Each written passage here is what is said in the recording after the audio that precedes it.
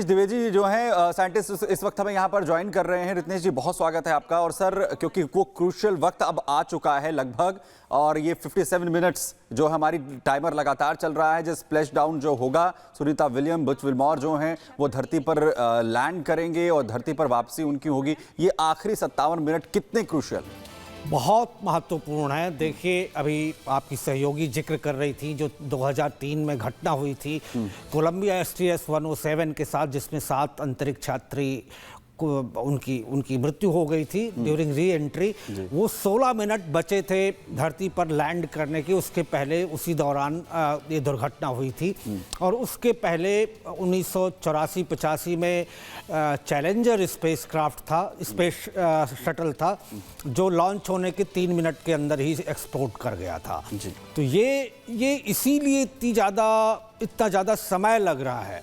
अमूमन होता क्या है कि जब आप इंटरनेशनल स्पेस स्टेशन से धरती के लिए रवाना होते हैं तो 3.5, 4, 5 घंटे में, 6 घंटे में आप लैंड कर जाते हैं। कोई भी स्पेस शटल हो, स्पेस क्राफ्ट हो, जैसे उदाहरण के तौर पर रशिया का सोयूज है, वो 3.5 से 4 घंटे में लैंड कर जाता है धरती पर। इसकी वजह ये है कि वो सीधे उसका डायरेक्शन जो होता है, जो पाथ होता है, वो लैंडिंग स्पॉट की तरफ स्ट्रेट पॉइंट बनाता है। और वो 28,000 25,000 किलोमीटर पर आवर की रफ्तार से वो स्ट्रेट पाथ पे ट्रैवल करता है। लेकिन ये जो एलन मस्क का ये ड्रैगन मॉड्यूल जो भेजा गया है, क्रू 9, ये सीधे ट्रैवल नहीं कर रहा है, बल्कि ये री एंट्री करने के पहले धरती के चारों ओर कई ऑर्बिटिंग करेगा और स्पीड को अपने मैनूवर करेगा, वो कंट्रोल करेगा। जिससे ये ऐसा इसलिए है कि सेफ्टी और सिक्योरिटी का जो पहलू है वो बिल्कुल उसका ध्यान रखा जाए।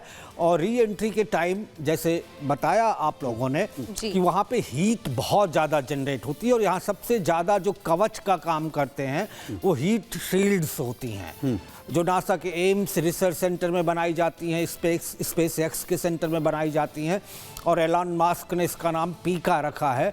तो वो हीट शील्ड्स यहाँ पर काम आएंगी।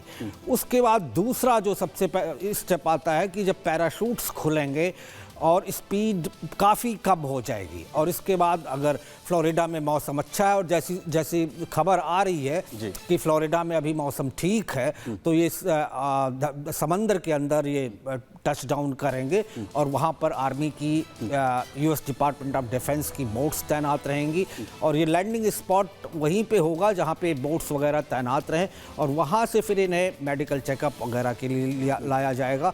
तो चैलेंजिंग तो है, लेकिन इसका सारा सेफ्टी और सिक्योरिटी पॉइंट साथ में ध्यान में रखा गया है, और इसीलिए 17-18 घंटे लग रहे हैं, वरना ये 3.5 से 4 घंटे लगते हैं। सर, ये भी जरा बताइएगा, क्योंकि देखिए ड्रैगन कैप्सूल की काफ़ी चर्चा हो रही है। अचानक से स्पेस एक्स को जिम्मेदारी मिलती है और फिर हमने देखा इस मिशन में तेजी आई। तो ड्रैगन कैप्सूल की बार बार चर्चा हो रही है, उसके सेफ्टी मेजर्स को लेकर, फीचर्स को लेकर। तो क्या अंतर है बोइंग की बात करें स्पेस लाइनर के, और फिर अगर हम यहाँ पर चर्चा कर रहे हैं स्पेस एक्स की और उसके ड्रैगन कैप्सूल की? देखिए, सबसे पहले तो हमें ये समझना होगा कि नासा का जो पूरा मैन्ड मिशन, मैं अनमैन्ड मिशन की बात नहीं कर रहा हूँ, क्योंकि अनमैन्ड मिशन तो काफ़ी जाते रहते हैं और वो लॉन्च होते रहते हैं, लगभग हर हफ्ते 2-3 मिशन जाते हैं। लेकिन जो मैन्ड मिशन है, जिसमें एस्ट्रोनॉट्स उसमें रहते हैं, वो पहले स्पेस क्राफ्ट्स यूज किए जाते थे।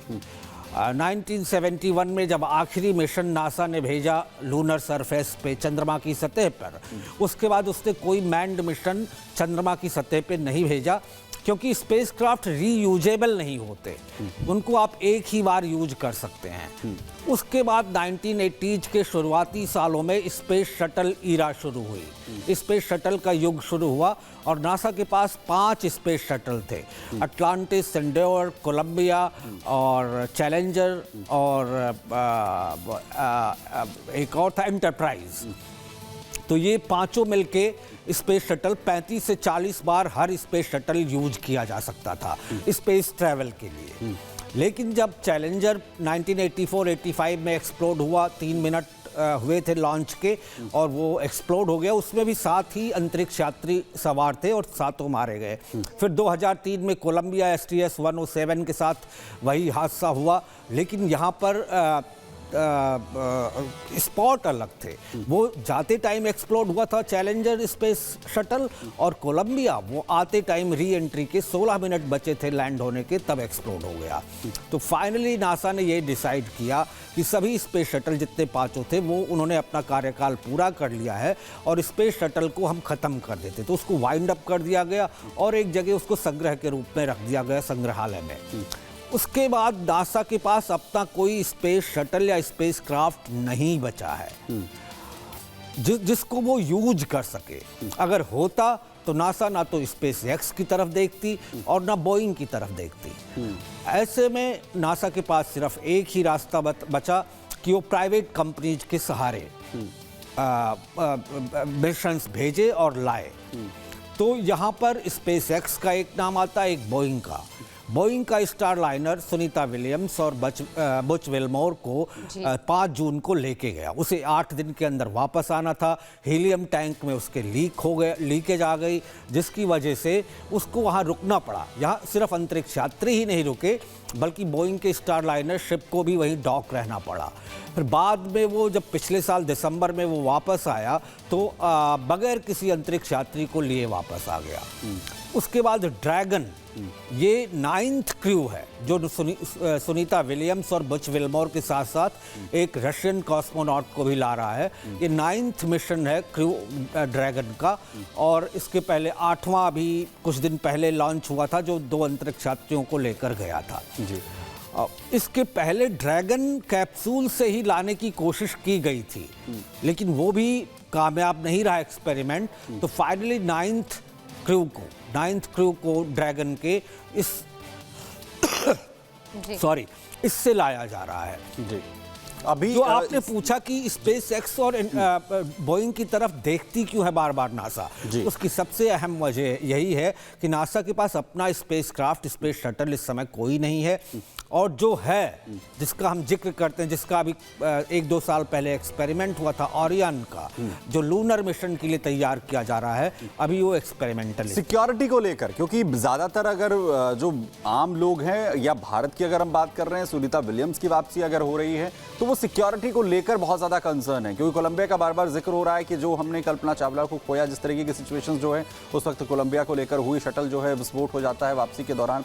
लेकिन जो इतना भरोसा है स्पेस एक्स की जो ड्रैगन का जो कैप्सूल है उसकी वापसी का, उसकी क्या कुछ जो वजह है ये मैं आपसे समझने की कोशिश करूंगा। वहीं सुनीता विलियम्स और बुच विल्मोर को लेकर कुछ हफ्ते के लिए अंतर्राष्ट्रीय अंतरिक्ष स्टेशन में जिस तरीके से भेजा गया था, लेकिन उनके अंतरिक्ष यान बोइंग स्टार लाइनर में खराबी के कारण वे 9 महीने तक वहां पर फंसे रहे। अब उनकी घर वापसी होने जा रही है। भारत समेत पूरी दुनिया उनकी सुखद वापसी का इंतजार कर रही है। बस चंद मिनट अब यहां पर बचे हुए हैं।